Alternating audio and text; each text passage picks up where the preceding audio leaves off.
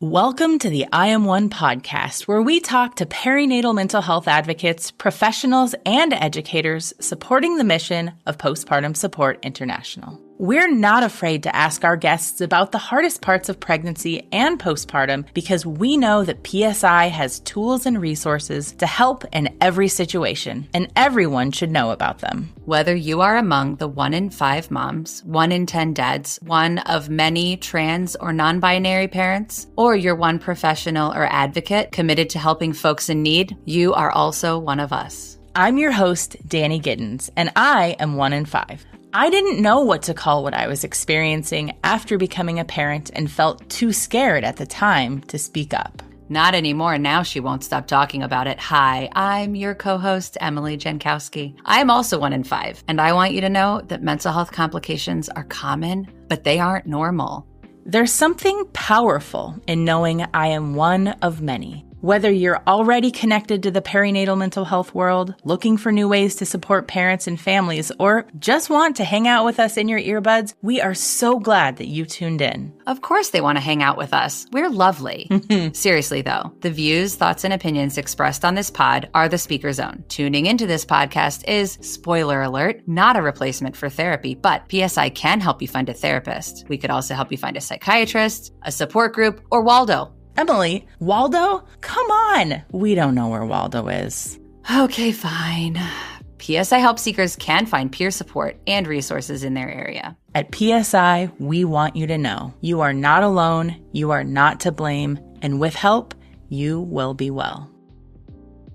On today's episode, we're sitting down with Kaitlyn GARDNER, a passionate perinatal mental health certified advocate, licensed professional counselor, PSI volunteer, and a founder of a nonprofit supporting parents in the perinatal period in her home state of Arkansas, just to name a few things. Today, we'll chat about receiving a cancer diagnosis during pregnancy, an unexpected hysterectomy at the age of 31, and the stigma associated with the prevention and treatment of HPV. We are so thankful for her willingness to speak so frankly on these topics because they deserve to be discussed. So without any further ado, please sit back, relax, and enjoy this incredible episode with our friend Kaitlyn.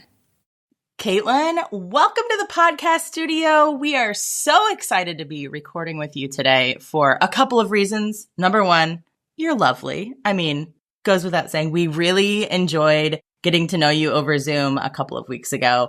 And number two, we are going to be talking about some experiences that we have never discussed on the podcast before. So we are so thankful that you are here with us today and willing to talk about these really important topics. So thanks so much for being here. Yeah, I'm super excited too. I think that that's kind of what has really driven my professional trajectory, really, is just my own personal experience. Prior to my own personal experience, I wanted to work with women. And now having the experiences I've had, it's okay, there is so much more drive here. And especially living in Arkansas, it is so needed. Any maternal health in general, whether that is mental health, physical, all of it. We need the community and the support and the resources. So yeah, I'm excited too. Amazing. I think that so many people that we've come in contact with, specifically in the perinatal mental health world, are driven by personal experiences. I wasn't even in the mental health field before becoming an advocate. It changes all of our lives. And now we're in the sidecar of mental health, right? Neither of us are therapists, but we support the work that you guys get to do one-on-one behind closed doors and we get to do as advocates every day. Yeah. So let's just jump right in. Kaitlyn, can you give us all a little introduction to who you are? Yeah. So I'm Kaitlyn GARDNER. I grew up in Arkansas. I have never left. I've always lived here. So, I wear a lot of hats. So I am a licensed professional counselor. So I'm a mental health therapist. I'm certified in perinatal mental health through Postpartum Support International. And I contract for a group practice in my town that I live in, Fort Smith. I'm slowly building my solo private practice in a town about 40 minutes north of me. So about Fayetteville, or it's called Fayetteville. And then I recently founded a nonprofit called Arkansas Maternal Coalition, which is integrating in some mental health aspects, but it's more holistic. So we're not just focusing on the mental health aspect, but resources, community. We are utilizing a lot of expressive art, these things that how can we get a hold of people? And it's all virtual. So it's a virtual platform. And then any events that we do are donated spaces with people that we collaborate in the community. Cool. I have a question. What does one of these events look like? I'm picturing I don't know, a diaper drive, or is it that kind of thing where it's like community baby shower style, or? So tonight we're actually doing an event. So Fort Smith has this free concert series, and we have a table in the kids zone. And so we've put together little free art kits. And in your art kit has all the instructions. It talks about our organization. And then it has a piece about, hey, here is how you can build attachment through this art activity with your child. Oh, so smart. And so those will be free. And then it also has a coupon for Crystal Bridges, one of the museums in Northwest Arkansas. That is more of us kind of like piggybacking off an event.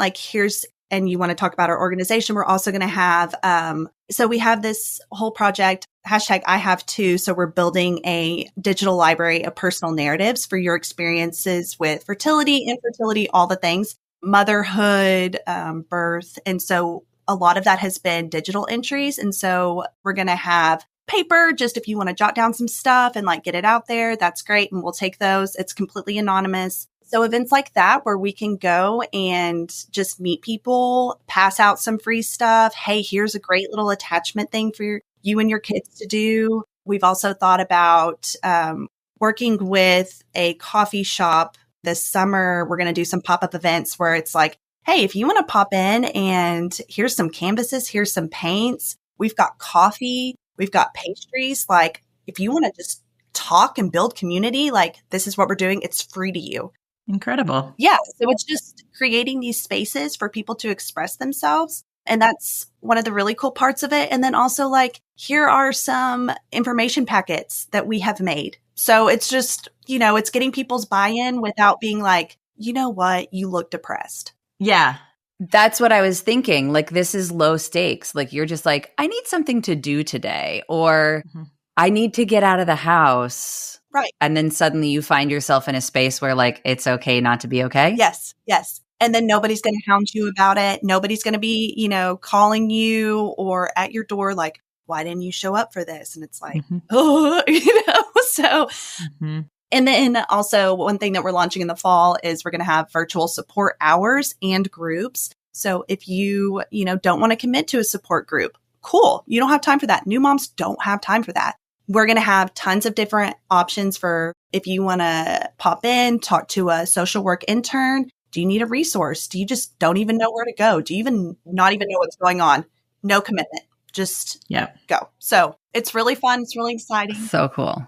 And then my biggest accomplishment is I am also a mom. So yes. And I have a wonderful husband, but our daughter, she is the best thing in the whole world. Amazing. Yeah. That's fantastic. All right. So can you tell us a little bit about how this perinatal mental health situation, let's say, happened for you? I know that it's a little bit more nuanced than some of our other conversations have been. So take us back in time. Oh, We're going to time travel. Yes. How far back are we time traveling? Oh, man. Okay. I think we actually have to travel back to, 2013? No, 2012. Well, I better buckle up. Yeah. Buckle up. Yeah. Here we go. Okay. So, yes, I would say my experiences are, there are a lot of things that people don't want to talk about, but are very, very real. Yeah. 2012, 2013. I think I'm right at 21. Yeah, right at 21. Okay, I'm in college. I have what I thought was a faithful long-term boyfriend. Oh, snap. Yes. So I go and I get my first pap smear. Well, no, I take that back. I had one when I was 18, when I first went to college, got on birth control, all of that. And then 21 when you get your next one. And so I got it and came back abnormal, HPV. Same. Right? Talk to anybody? Yeah. Uh-huh. It's like 1 in 4. If not more now. And just, I mean, yeah, it's crazy. And so. And you're like, excuse me, what? Yeah, I was like, okay. I was like, And not only that, it was every precancerous strand. Oh. Yeah, because there are different versions of this virus. Yes. There's like, and they numbered them, right? It's like 1, 2, whatever. And they've got ones that they know have been known to cause cancer, cervical cancer in women, penile cancer in men. Anal, throat cancer, like all the, I mean, it's nuts. Yes. Right. And we just don't, until we start looking into it, we don't know. And so mine came back. It was like messenger RNA for E6, I don't know, something. Basically, I had HPV 14, 16, all the. Yeah. Like a list. Yeah. They were like, this is not good. And I'm going to my health provider at the University of Arkansas. And I'm like, oh, I just want my birth control. And so I think I go back and they're like, oh, this is a problem. We need you to come back in 6 months. Sometimes this clears up. Sometimes women are, it's fine. It's okay. Yeah. And I was like, okay.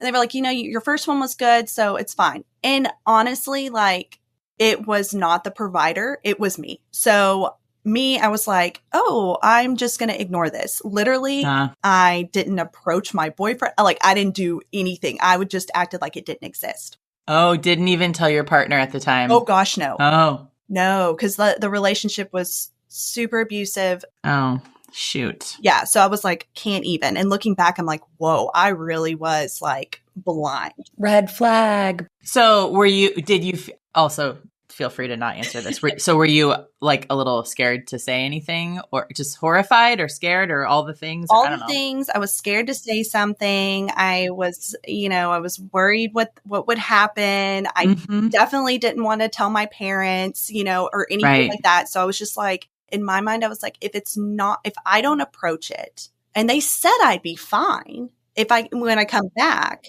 whatever. And so I was like, oh, then I'm fine. Okay. Well, I don't end up going back. Oh. And I think somehow, I don't even know how I ended up. I guess I must have gotten my birth control from like my PCP or something. And I just like, don't talk about this. Now we're at 2016. So I have 5 years. Wait. Oh, no, sorry. I'm not mathing correctly.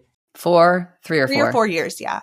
I just recently broke up with my ex-fiance, like all the things, like my life is all up in the air, but so wonderful all at the same time.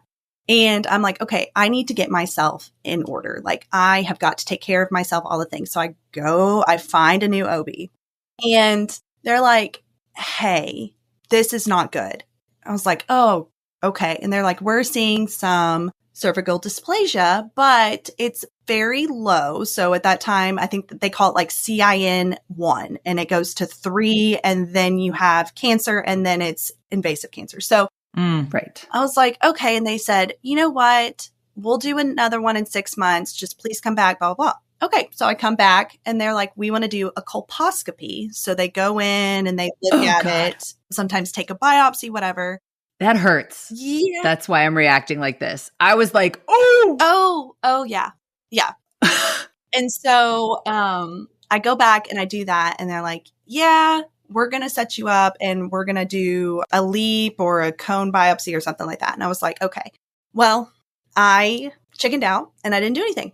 Again, I was like, this is going to be okay. Like, it's not a big deal. Then I meet my now husband. And a lot of this has to do with, I was so just not educated in the decisions that I was making.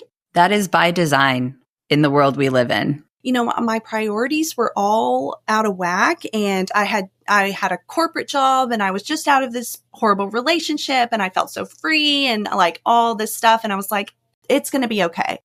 I get married in the end of 2018 to my husband. And, I've been very open about like, I think it was the appointment, like right after I was like, I have to tell him about this. So we start talking. He was like, okay, yeah, he's a pharmacist. He was like, okay, let's just take care of this. And so I go to my OB, and this is like mid 2019. And she's like, okay, well, let's do the PAP. Okay. It comes back abnormal. She's like, okay, come back in 6 months. And I'm like, I've done this. And she's said, okay, but just do it, whatever. And I was like, okay, I come back. Well, it's spring of 2020.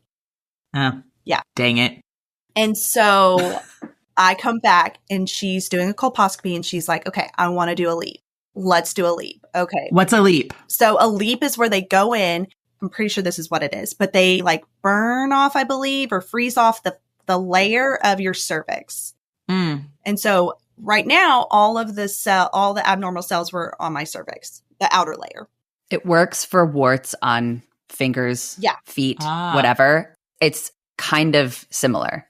Yeah. And so I was like, okay. And I had in 2019, I just graduated with my master's. And I was a licensed associate counselor, so I was under supervision. We have this scheduled, and COVID hits. I'm a baby therapist. They're like, you've got to pivot to telehealth. I am contracting with a school that is in Charleston, Arkansas. Less than 2,000 people. No one has internet. I'm going to people's homes. Oh. I was doing CPS work, all contracting for this. It was just a mess. And again, my priorities weren't straight. None of that.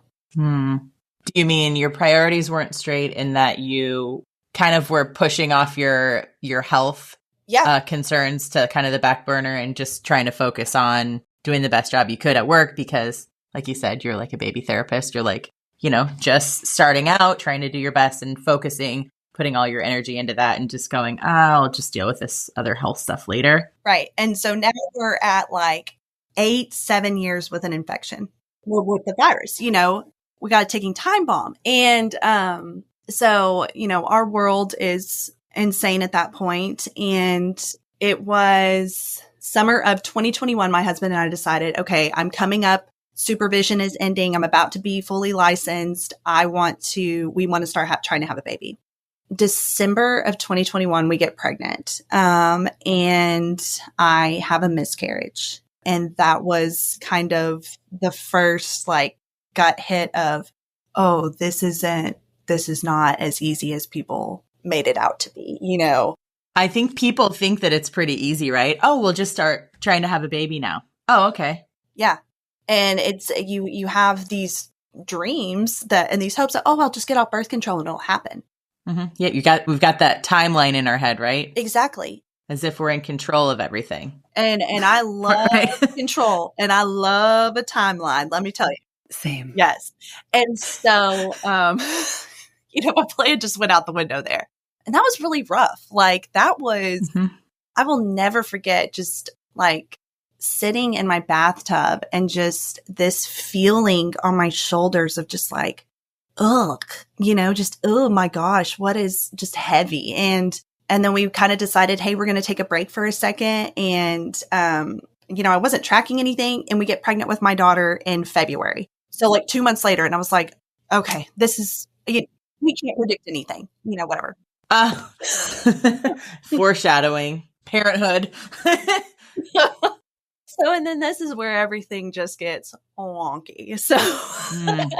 So I go to, routine care. We have our first ultrasound. We're so excited. We have a heartbeat. Wonderful. And then, you go and do your pap smear. My OB's like, oh, whoa, and I said, yeah, I know. And she goes, hey, it's not an excuse. It's an explanation. COVID was a lot, and we're going to figure this out. And I mean, my OB is she's amazing. Just absolutely amazing. And I go and I do my pap, and of course it comes back. As we all know, it's abnormal. Every precancer marker, all the things. So she said, okay, you can't get rid of me this time. Oh, right. What a great doctor. Yeah, she was like, I literally see you all the time. Right. We're taking care of this now. This is it. We're doing it now. Mm-hmm. Did that feel like a relief? Or were you a little bit nervous, or were you like, okay, I guess? I think it was a relief because I was like, okay, wonderful. And at that time, she said, you know, if you're able to do a vaginal birth, that layer of the cervix kind of already sheds. And she was like, I've looked at the past. It was CIN1. Like, it takes a long time. Like, you know, it may be the same. It may be worse. Like, we don't know yet. We're going to do a colposcopy. We're going to figure it out. Right. I was like, okay. And she said, you know what? We have options that we will do when we get to 6 weeks postpartum. We're good. I'm not freaking out. You shouldn't freak out. And I was like, cool. Sounds great. Mm-hmm. So you can't have a colposcopy till about 15, 16 weeks. So I go and I do it. And she's like, ooh. Because it's risky, right? Yes. Yeah. I will never forget. I walk into that room and I've done them before, right? Like, okay, understand, but never while I was pregnant. And so the nurses come up to me and they're like, hey, here are these forms. And I was like, okay, yeah, sure. You know, like, okay, yeah. And I'm looking at it and it's like, oh, okay. So I'm like signing consent that like, I know that this is potentially very risky for my developing pregnancy, what we're about to do. I was like, oh, yes. Okay. Yeah. And then I'm like, okay, yeah, I have to do it. Right. Like at this point, I'm like, I'm almost 30. I've got to figure this out, you know? And like she told me, I'm not getting rid of her. So we're doing it. And she's looking at it. She's like, this is not good. She's like, this is not good at all.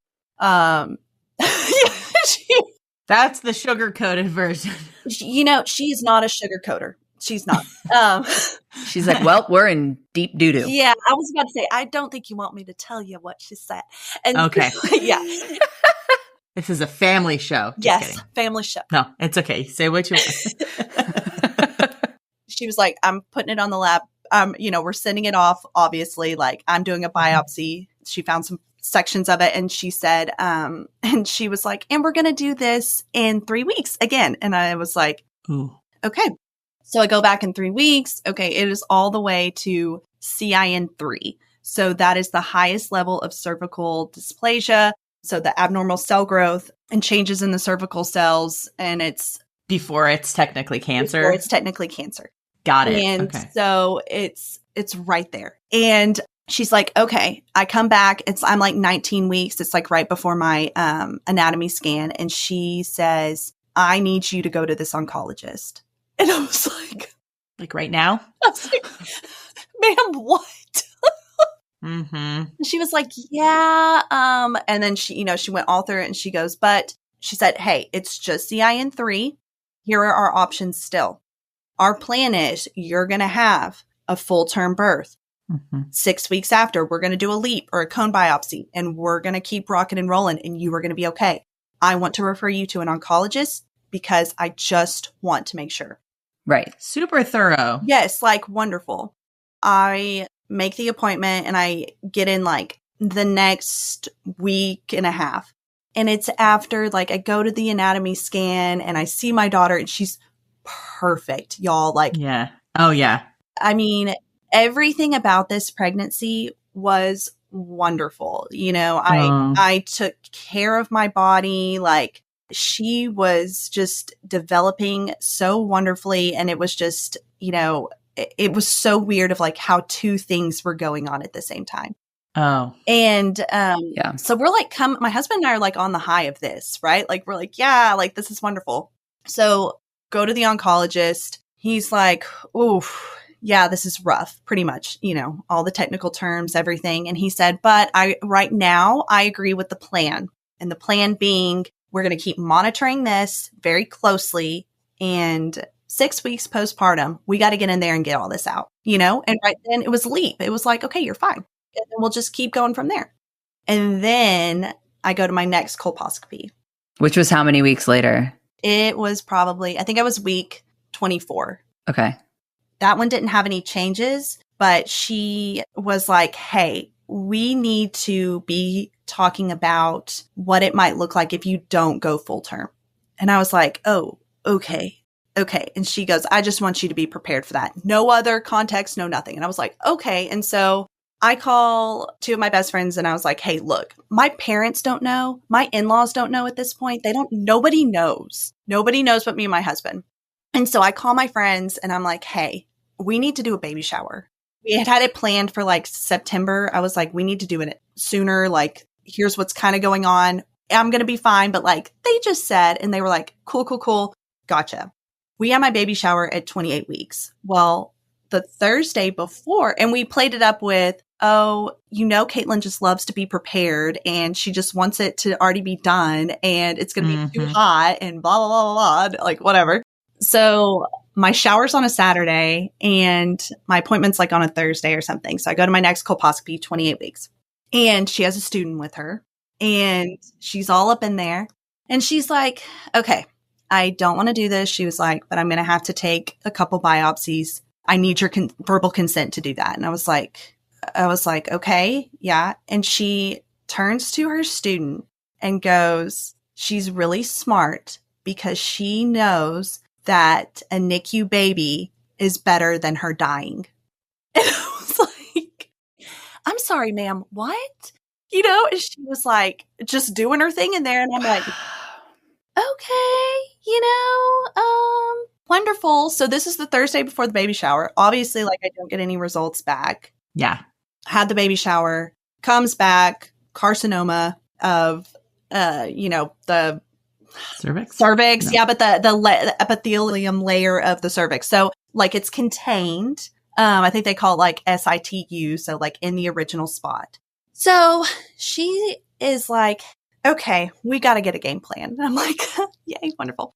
So fast forward to the next appointment. It's my, before that, I just blurted out everything to my mom. I was like, this is what's happening. And my mom is just, in tears. She's just like, you are my priority. And this was never supposed to be embarrassing and all these things. Like my mom was just so wonderful. She was, and she's a nurse practitioner and has a relationship with my OBGYN. And so it was something I never thought I would get that response, and not because of her, but just because like, I'm like, oh, nobody's going to be like, okay with this, because I neglected myself. I didn't take care of this. This, was HPV, like all of these things. Yep. Like this happened because we had sex before we got married. Exactly. And I live in Arkansas. Like I got married in the Baptist church. Like, right. So anyway, my mom was wonderful. We told, like some friends and then some, some other family members. And this kind of brings up one of the things that I feel like is so important, especially in my professional work, is that I understand why women suffer in silence. The responses that we received of what we were doing, how we were handling it, what we should do, were so polarizing. And a lot of it was absolutely, I would say all of it was all meant to be helpful and all meant to be like, we have so many people in our lives who are very driven. They're very like fix it mentality, get it. Mm-hmm. And at the same time, it was like, I can't handle anybody else talking to me about this. And I've got to keep going. I'm growing a child, like all these things. And then if you kind of like shut people out, then that causes conflict. And so it was really hard to navigate that. And yeah, I definitely see why people, especially women with postpartum depression, it's easier to suffer in silence so that you don't have all these other opinions coming at you. You don't have all these other just narratives about you or what you're doing and things like that. And it's just easier to put on the face and keep going and act like it's not happening, which really stinks. And then we push this whole thing about like owning your story. Well, what if you don't want to own your story until 5 years later? And that was like the thing with me. Like there are so many things that happened from that time period that I'm like, it's not that I am not over it or whatever, but it's like, I'm not ready. That's for me. That's for me and my husband. That's like things that happened, and not everything has to be shared. And but I do understand why people suffer in silence. But like you had to kind of go around and tell friends and family that like there was a chance that you were going to have to deliver early because then you would need treatment. Yeah. Right. And so I'm sure there was a lot of like, oh, but did you consider not delivering early? Did you consider delivering tomorrow? Did you consider snake oil? or like jumping backwards 3 times or something. I don't know. Like, right? Right. And then there was like, oh, well, what do we tell people? And I'm like, what do you mean? What do you tell people? Babies come early all the time. Like, I don't know. Like, I guess just don't like, Yeah. Not your information to tell. yeah. So it was just, and I think that, I think a lot of that too is like people get really comfortable with you and then they start talking out loud and they're trying to process while you're trying to process. And then it's just so overwhelming, and good intentions, all the things. Still, it's too much. It was a lot of holding space for other people when really people should have been holding space for you. Sure. Yes. And again, it was like, no, I personality wise, I fall into that anyway. And so it was kind of like, it's fine. But, and again, I don't think anybody's intentions were wrong there. It was a situation none of us expected to try to navigate, especially as a family, as a friend group, like all of the, yeah, like totally. Who would have thought? And so the next OB appointment, it's my mom, my husband. The whole crew's there. The whole crew's there. There's like 2 nurses, a student, like she's got all these people in there. We're like, okay, here's what we're going to do. Right now, you're good. Like, it's contained. We're going to keep monitoring it. You're fine. We are going to deliver 2 weeks early, and you're going to do an induction, and your baby is so healthy, so wonderful. She's going to be great. It's not a boy. We don't have to worry about lungs, all the things. And then, yeah. And then you're going to have a hysterectomy 6 weeks postpartum. Oh, wow. Your doctor just announced that. Yeah. Like, this is the plan. This is the plan. There's no path forward. No. With your uterus staying inside your body. Yeah. How did that feel to hear that? Well, I was like, oh, okay. Also not my plan. Also not my plan. And I thought about that too. I was like, and I ask people this all the time, like, what did you envision motherhood being when you were little? And I've been asked that too. And it's like, I thought I'd have a few kids, like I have 2 brothers, and like, I just thought I would have a couple. And like my husband and I talked about having kids, but we never like what that meant, whatever. And so I was like, oh, and then I think she could tell in my face. She was like, okay, but here are the other options you can have. She was like, you can turn around and do nothing. We can do a cone biopsy, get more information, because they had some, but they were like, we need the extent of it, all the things. And she said, and then I guess you can try to get pregnant right around, but she goes, we don't recommend that. She was like, the moment this becomes invasive, it is everywhere. Gonna be everywhere. It is in a position where, your bladder, your vagina, your anus, she was like, it is going to go. It's done. Like, this is what will happen next. And you cannot have a hysterectomy at that point. You are doing radiation and you are doing chemo. And she was like, do you want to spend the early years of your daughter's life doing radiation and chemo? I was like, no, I'm good. Yeah, I was like, no, I'm good. Because at that point, it was contained. Yeah. And so like, I remember telling my mom, I was like, oh, so this is like legit cancer-ish. And my mom goes, no, this is like legit cancer. And I was like, yeah, but it's stage 0. Like, I looked it up. And she goes, no. She was like, no.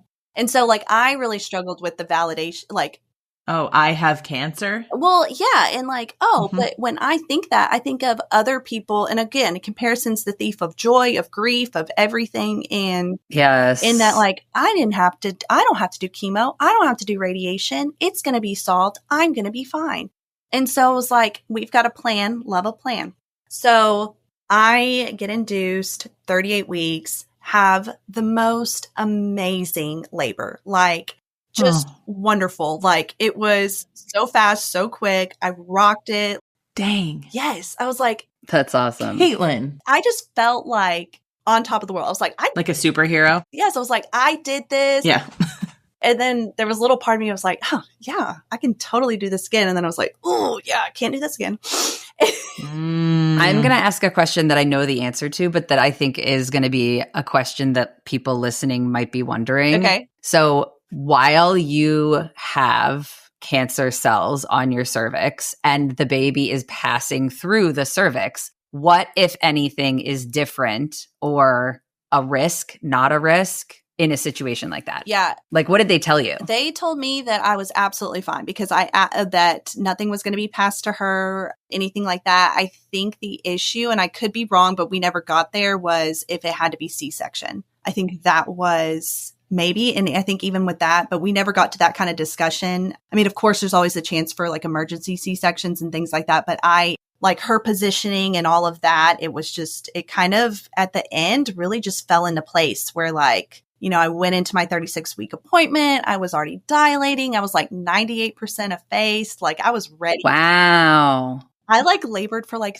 3 hours. I pushed for 39 minutes. Your body was like, let's do this. Yeah, it was like, yeah, like let's. Emily, are you okay over there? For everybody's listening, Emily's looking a little bit Jealous? Yeah.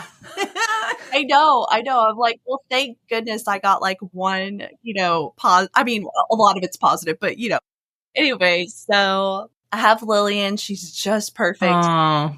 And honestly, like best recovery ever. Like it was great. And, Yeah. and then 3 days after I get home, I'm like, in my mind, I'm still, I think, delusional about what is going on because I think, so my doctor was switching hospitals and I was like, oh, she's going to forget about me. I was like, yeah, she's going to forget about this whole situation and then we're good. Like I am that much delusional about what's happening. Was it because you were sleep deprived or you were just hoping? I don't know. And I mean, like I truly, I think it was like a mixture of everything. I was like hoping, I was like, I think I was hoping. I think I was still like super in denial. You know, Totally. Everything happened so fast and I was like, it's fine. And again, like until like I later in this, like joined some like Facebook support groups and everything. I had no idea that people went through this. I'd never heard of anybody going through it this far. Like I'd heard of people having HPV, but not, you know, until like I did my own research. I did some digging that I realized that this is more common. And so, yeah, I get home and like 3 days later, her new office is calling me like, hey, we need to schedule your pre-op and your surgery and we're going. And I'm like, she found me. Crap. Should have changed my address or something. Yeah. And so it was December 16th of 2022. So, you know, 9 days before Christmas. Oh. Yeah. Wow. My perfect and beautiful niece had just been born 10 days before. So there was like Lillian was born and then she got her best friend 3 weeks later or a month later. And it was so wonderful. And then my husband stayed with Lillian and my mom took me to the hospital and, you know, had the surgery, like my OB did it. And so felt really comfortable with that.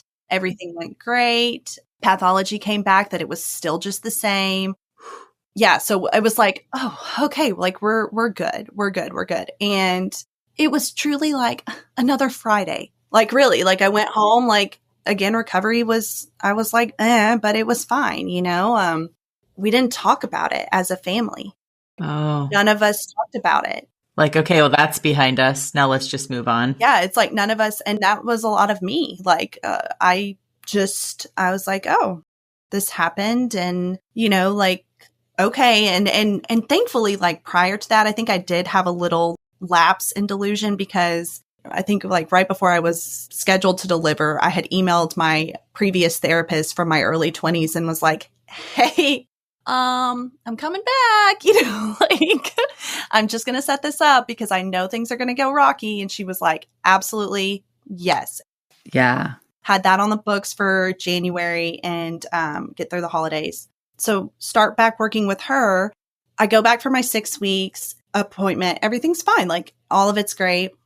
It hit me about March that, oh my gosh, you are a cavity now. You don't have, you know, it was like, you don't have like multiple parts. Like you not only don't have your cervix. I didn't have my tubes. I didn't have my uterus and my, you know, cervix, but thank God I had my ovaries. Like that was, you know, wonderful. Right. And, I was like, oh my gosh, like this is it, you know? And it was this really weird process of grief and gratitude mixed in and trying to navigate being a new mom. And I had gone back to work and I was working in private practice and I was really thriving at that. And it was just this, how do I navigate the sadness that I'm feeling? It was, probably about March of 2023 is when postpartum depression just hit me like a rock. It was bad. It was really, really bad. And for me, I just keep going. It's kind of like, it's, again, I get it. It's easier for some of us to suffer in silence. Like if I keep going, if I can do the task, if I play the part, we're good. We're fine. It'll go away. And, there have been periods of my life where I've been able to do that. This was not one of those. This was never going away. The follow-up test that I had to do, I ended up doing genetic testing and all of these things. And then it was like every doctor's appointment, it was back to those feelings of, okay, what's going to happen when I go to this next appointment? What's, all of that. Is there a shoe that's going to drop, that feeling? Yeah. And so I really battled with attachment with my daughter, something that I love so, so much. And it was so hard for me. And I could play the part. If anybody saw us out, they're like, oh my gosh, they're so great together and everything. And in my mind, I was like, something's going to happen to me and she's not going to have a mom. I can't be her mom. It's just better for me to leave now, sort of thing. And so, so then that narrative, and then it just really, really, really snowballed from there. And this is another thing that I really, really try to stress to providers. If you have a woman who has had a history of depression or any feeling that they might need that, get them in with a therapist while they are pregnant. Because I don't know what in the world would have happened if I hadn't had the amazing team that I had. Oh, yeah. Mm-hmm. It sounds like you were really, really well supported. Yeah. I had my OBGYN's number that I could text. Wow. Yeah. My mom's a nurse practitioner. My therapist is absolutely wonderful. But I had those relationships established prior. And I also see professionally, I'll get these women who have, it's their second birth. They had psychosis their first birth. And then they're coming to me postpartum second baby. And I'm like, hold on. Therapy's a relationship. We're in crisis now. Mm-hmm. How wonderful would it have been if the provider had been like, hey, and I get it. It's up to the client to do that. However, if we can get more people established and be more proactive rather than reactive, I think that's how we really take control over maternal mental health. We need to have relationships established. We don't need to be at ground zero postpartum. Right. I mean, it's not like it'll stop people from getting depressed, but it doesn't have to be so bad, right? Yeah. Yeah. Mm-hmm. And then also too, it's with my people that I see during pregnancy, I'm like, we have a plan. I know their support system. I know their signs and we're rocking and rolling. I have learned about them. I know their history. I know their humor. I can kind of pick up on stuff like that. If I need to check in on them, they don't think that that's weird, so. But when somebody comes to me and they're in crisis and then they're like, oh, I need therapy for postpartum depression.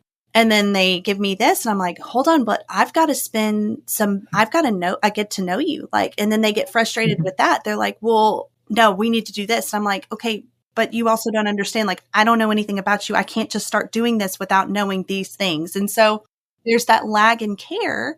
We just have to be more proactive. And I'm thankful that I had that. Mm-hmm. Yeah, because you had reestablished a relationship with a therapist that you already knew before the wave of everything that had happened finally crashed on you. Yeah. Right. Yeah. It just all snowballed from there. And what we finally came to was, and this is one of those things, it's controversial, whatever, but, my family knows about it and everything. So I ended up the option that we came with, which I think is a very good option for women in postpartum. I know of a lot of providers now, and I've collaborated with them of like, hey, we don't know what to do, especially with somebody who has a stillbirth or something like that. This immediate, like, goes back to they have no relationship with a therapist. They have no, what do? We can't just give them meds. Like, this is not okay. They need like immediate relief. We can't put them inpatient in Arkansas.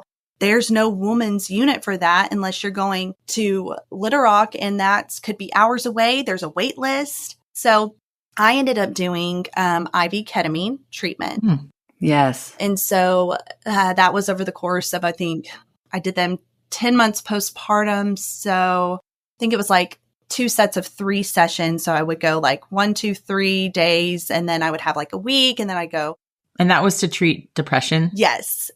And suicidal ideation. So yeah, it was pretty intense. And all of it was, my thought process was, my body's not going to sustain a healthy living. This has already happened. I can't forever be Lillian's mom, David's wife, all these things. So I want the control. I never took control of it in the beginning. This is my way. And so that's kind of where all of that, it was very scary, everything, but that was an absolute life-saving treatment. Wow. Yeah. And it was incredible. We're so glad that was helpful to you. Yes. During a very, very difficult time. Everybody needs something different. And some people do feel kind of odd talking about that because it's like kind of is it newish? I guess. Yeah. I mean, I know that like, so I think the IV one is a little bit more newish, but like everything I did, like a psychiatrist did it, it was. Yes. I mean, it's in a completely controlled environment. You have somebody there with you that's a medical professional. Yes. Yes. And so it wasn't like a med spa or anything like that, Right. It wasn't some overwhelming experience. Like it was truly, I prolonged like doing that. And I was like, no, let's try this. Like you tried other things first. You were just like, I don't know how I feel about this. Yes. I like switched my meds a bunch and like. So this was not like first line option. No. Okay. I was so worried about like, oh, this is going to be so intense. Like I'm going to freak out. And then like, it was, I don't want to say it was nothing because it was obviously something. However, I remember doing it the first time and I was like, why was I scared about that? Why was it, To give yourself credit. I mean, I think it's probably in human nature to be scared before you do something for the first time. Yeah. We just had a teenager go for a job interview, very first one ever this week, who was very nervous and then came home and was like, oh, okay. Yeah. I've done that now. Okay. But it's scary the first time you do probably anything, just about anything, right? So anyway, so you were like less anxious about the whole process because you did it. And and I did it and it was wonderful. I mean, it wasn't, I didn't get out of it and like have this like life-changing, like on top of the world feeling. That would have scared me, scare anybody. I think that did not be the goal. What it does is it rapidly builds back those neural pathways that when we are depressed, shrink. It's just, we are accelerating what talk therapy does, what EMDR does, all of those things. And we're just doing it very rapidly. And so, I mean, it was like, I could put logic to thoughts again. Oh, wow. Of like, okay, hold on. I am trying to love this thing that is rapidly changing and growing. While I am not my best self, she does love me, all of these things. And it was like, okay, I need the logic to come back. And that was great. It was finally like, okay, the emotional and logic makes sense again. And it was just kind of like over the next few weeks, over the next couple months, it was just it slowly got better. I still saw my therapist. I got in with a really good PCP. Yay. I got some good meds. Like it was, and again, like I have the most supportive mother and husband. And so it was just, there were some really, really rocky times in there. And, I definitely caused a lot of hurt during that. And it sometimes is very sad to look back and be like, wow, I impacted a lot of people. You were doing the best you can to get through a really difficult situation using whatever tools were at your disposal. You were walking down a path you'd never been on before, and Yeah. I'm very thankful, like, for the grace that I was, given and all that. Yeah. But yeah, that's, Whew. yeah, long story longer. Wow. Don't let your HPV go 10 years without treatment. Moral of the story. No. Get a pap smear. It's like, no, but seriously. During any of this, pregnancy, postpartum, did you know about PSI? How did PSI come on to your radar? So it was prior to pregnancy. Cool. I'm kind of like, oh, cool. Because not everybody knows about PSI or... When I worked with DHS, which I know y'all probably call it Child Protective Services. So when I was working with them, I would do some contract work, and this was kind of what jump-started what I wanted to do in private practice. I realized, oh my gosh, like, these moms need help. Before I made the jump to private practice, I was like, okay, I want to focus on women. Like, I'm not a mom yet, like, but women, my jam. Okay. Girl, all the things. And so I did a Google search. I was like, how do I specialize in this? And so I saw PSI. PSI was like, well, so glad you asked. Come on over. Yes. I picked up the training and was like, okay, I'm going to do this. And then I think I like started it or signed up for it. And I was like starting private practice, and then I got pregnant, and then everything started happening. So it wasn't until spring of 2023, like in the beginning of the postpartum depression, where I was like, I'm finishing this. I might do it. Yeah. And so I finished it. I knew that I wanted to work with women, and that even before all of this happened. And so Google's your best friend and your worst enemy. Yes. Yeah. Okay, I have a question before we move on to the rest of the things.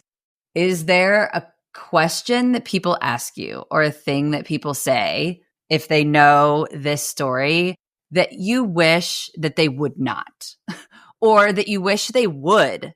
Like, one of the thoughts I had as you were going through this is like, are you done having kids? Yeah, like, you probably get that question a lot, right? Like, what public service announcement do we all need to know the next time we interact with you? You know what I'm saying? Like, I would just say blanket for anybody. Stop asking any woman when she's going to have kids. Like, if I have a new client in my office, I have found the best way around this. I'm like, hey, what's on the table for your family in the next 5 years? Mm-hmm. What does family planning look like for you and your husband? Or what does it look like for you and your wife? What does it look like for this? Like, what? It puts no expectation. Like, do you want to have kids? Do you want to have more kids? Do you want no kids? Like, all answers to those questions are valid. It's just, we ask because we want to know. And again, it's like people ask with the best intentions. And when we go somewhere, like if we're, if we go to the lake and there's like tons of different families and they'll say, oh, she'll be such a great big sister. Like, just wait till you have another one. And we just kind of like, stop that, people. Yeah. We just kind of laugh and we're like, oh, yeah, And like, it happened again. Yes. And it's fine. And we brush that off and it's okay. Yeah. And it's like, we'll never see these people again. It's okay. They are projecting their wonderful experience on us. Right. Mm-hmm. Yeah. And I think PSA for me would be like, stop telling me that there are other options. Oh. Just stop. That is a personal choice that is nobody else's business, right? Yeah. Like, stop making comments that we can adopt or, whatever. Like, because I think Lillian was always meant to be an only child. Oh. She just, she loves her things. She knows how to share, but she loves her things and she loves her mommy and daddy and she wants them all. She has her pets. We're good. And if our heart was calling us to build our family more, then yes, we would do that. But it's not. And I'm not going to give her a sibling because that's weird. Because other people think that you should. Yeah. Right? Yeah. We don't need to be giving another human a human. I think that's really important because, this is an important thing to talk about, though, because such a good point. One of our lovely friends, Jasmine, who is on another lovely podcast called Hailing the Tigress. She was a guest on our one of our episodes. She has an only child and, you know, along the same lines, you know, like felt like a lot of pressure, like thought she'd have more, but due to whatever, you know, her circumstances, you know, it was like, you know, we're not actually going to have another baby. And that's a lot to kind of process. And it's hard to hear people kind of put their opinions on what your family should look like and being okay with what your family looks like, which again is nobody else's business. Right. You know? And I'm sure, like you said earlier, like a lot of people say things with good intention, but it can just really actually be kind of damaging and like hurtful and difficult to hear because it's not the first time you've heard it. Right. You are the recipient of the same types of comments over and over. Yeah. And you know, it was one of those things that really contributed to the depression was like that this choice was taken from me. And like, there was also, you know, like a lot of, you know, well, you do have, you know, a lot of that narrative going around of like, well, there is choices in this. You are making the choice to have the hysterectomy. And it's like, what's my other choice? Be in treatment? I'm kind of backed into a corner here. Like, you know, I don't. Right. The one thing that came to my mind as you were saying that is, okay, yes, like you could do treatment, but you don't know what your cervix would look like afterwards and whether it would fail on you. Right. Yeah. Trying to carry another pregnancy. And you don't know what your uterus would have looked like. Right. And whether it would have been able to sustain another, like there were so many other factors than just do I keep it or not? Mm-hmm. Right. And then it's like, okay, who's to say I'm even going to be able to get pregnant again? Like, you know, and I have this wonderful baby here and this wonderful husband. I need to be alive for them. And be able to be as present as sleep deprivation will allow, right? Yes. Okay. Are you ready for a lightning round? Let's go. Okay. All right. What's your second favorite podcast? Because obviously we're the first. Okay. I love anything true crime, but I've had it. Oh. I've had You've never had this as a suggestion. I love them. They're from Oklahoma. I've had it. Okay. Shout out, sponsor the nonprofit. Love it. Oh. Yes. Okay. Are you currently binge watching, reading, or listening to anything that we should binge watch, read, or listen to? Like, do we need to add something to our Audible queue or Netflix or what? I've gotten the best recommendations for shows this way, so I will always ask this question. I ask my clients that all the time. Like when we're like scheduling the next one, I'm like, what are you reading? What are you doing? So my husband and I started Mayfair Witches or something. Oh. I know. Like it's just let's start a new show. Right now I'm listening to The Midnight Library. Ooh. Oh God, so good. Yeah. So good. Best parenting hack. Oh my gosh, Emily, you're going very rapid fire. I know. I haven't even asked a question yet. This is very lightning-y. So my daughter loves her little stuffed animals. So we have like the whole Sesame Street crew. We have the whole Disney crew. Best hack to get her on board of anything. Like, and especially like, so we're going through potty training right now. She'll go poop in her potty and she'll be with her dad and she'll bring it out to me and be like, oh my gosh, look at my poop. You know, like great. And then I'll be like, hey, Elmo, did you know that Lillian just went poop in the potty? And so go show Elmo or go show Cookie Monster. And she'll be like, oh, yeah. And she'll go show him. And it's like anything like that. Praise your children to their stuffed animals. Okay. Yeah, it's like bragging like about them when they can hear it. Yes. Yeah. Mm-hmm. Okay. Oh. Are you asking the next one? I mean, I don't know. Am I allowed to ask a question? I'm just kidding. Sorry. Kaitlyn, what is one way that you'll show yourself some radical love today? Oh, well, I don't know. I guess I've got 30 more minutes till I've got to go do something. So I'm probably going to order some sushi with one of my admins. Oh, yes.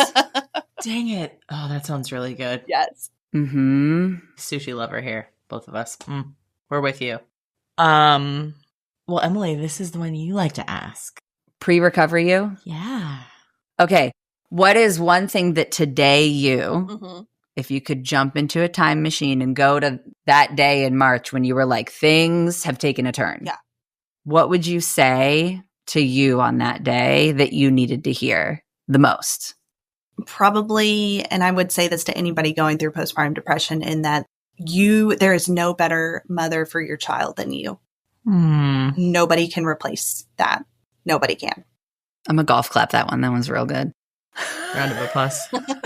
Kaitlyn, if folks would like to get a hold of you, is there a specific way that they can reach you or find you on the internet or otherwise? If you want to be reached. If you want to be reached. I mean, maybe you don't want to be reached. So I think probably the easiest way, because I'm like, I could shout out some email addresses, but if you just go to Arkansas Maternal Coalition.org and fill out the contact, it comes to you. Yep. Cool. Excellent. Okay, final question, because I struggle to stay hydrated. How do you take your water? Okay. Do you have an emotional support water bottle? Bubbles, no bubbles? Is there flavor? I have about 7 Stanleys. Oh! Hey, Stanley, sponsor us. Just kidding. Yeah. Sponsor, please. Hey. Hello. I have about 7 of those. If I am in Arkansas, I will no, let me take that back. If I am in Fort Smith, Arkansas, I will drink the water. If I'm anywhere else, I'm not drinking your water. I want it from a bottle, but I don't care what bottle. I just need it to be flat. And in my Stanley, the ice cubes come up this far till it goes out. Water and either Crystal Light or a sugar-free lemonade packet. Oh, dang. The ones from Target are delicious. And if you don't live in Fort Worth, don't even think about giving tap water to you. Let me tell you, Texas water, like when I go to Dallas to visit my friends, I'm like, this is disgusting. Oh. What about well water from other places? Look at Kaitlyn's face. She is appalled. Kaitlyn froze for a second. She was like, excuse me? She's like, hard pass. No, thank you. If your water tastes like dirt, it's not happening. I also wanted to give a big shout out to something that we forgot to mention earlier in the episode. Shout out to Kaitlyn for all of the incredible support that she is giving to PSI-Arkansas. Oh, yeah. Yeah. I forgot about that. Yeah. Yeah. Like we got so into this. One of the questions that we normally ask is, how are you? Like, what are you doing today? Oh, yeah. I mean, you're doing a lot to support folks in the perinatal period. So like, again, another round of applause. And on top of that, you're also, volunteering your time on the PSI Arkansas board. So thank you so much for all of that. Yes. Emily, would you like to take us out? Absolutely. Great. Okay. Kaitlyn, I am so glad that you came to share this story because it resonates for me personally as someone who also got HPV in college. It is more common than a postpartum mental health complication. It is more common than, like preeclampsia. It's more common than a whole host of other things. Right. And not many of us, at least of our generation, were even told that this was a thing that could happen and that it could turn into cancer. So thank you so much for being so open and sharing your story, because I think there are a lot of us out there listening who are going to go, same. Mm-hmm. Yeah. Thanks so much for being here, Kaitlyn. Thank you. Thanks for tuning in to the I Am One podcast. Check out today's show notes where we'll drop links to all the important things that we mentioned in this episode. Please consider sharing about I Am One on social media and following and rating our show wherever it is that you listen to podcasts. It only takes a minute of your time and, well, that'll help our collective mission of bringing resources and local support to folks worldwide. From everyone here at PSI, thanks again for listening.